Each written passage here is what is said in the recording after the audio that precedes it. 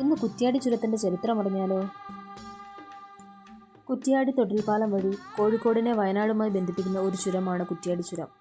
പ്രാദേശികമായി ഇതിനെ പക്രന്തളം ചുരം എന്നും അറിയപ്പെടുന്നു. പുരാതന കാലത്ത് പഴശ്ശി തൻ്റെ ഒളിപ്പോർ യുദ്ധങ്ങൾക്കും രഹസ്യ സഞ്ചാരങ്ങൾക്കുമായി തിരഞ്ഞെടുത്തു എന്ന് പറയപ്പെടുന്ന ഈ വഴി പഴശ്ശിയുടെ തന്നെ നിർമ്മിതിയാണെന്ന് പറയപ്പെടുന്നു എങ്കിലും അതിന് ശാസ്ത്രീയപരമായോ ചരിത്രപരമായോ യാതൊരു തെളിവുകളുമില്ല.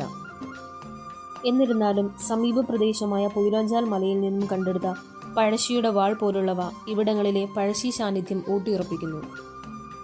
കാവിലുംപാറ പഞ്ചായത്തിൽ 4-ാം വാർഡിൽ ഉൾപ്പെടുന്ന ഈ ചുരം പ്രദേശം പശ്ചിമഘട്ടത്തിലെ പരിസ്ഥിതി ലോല പ്രദേശങ്ങളിൽ ഉൾപ്പെടുന്നവയാണ്.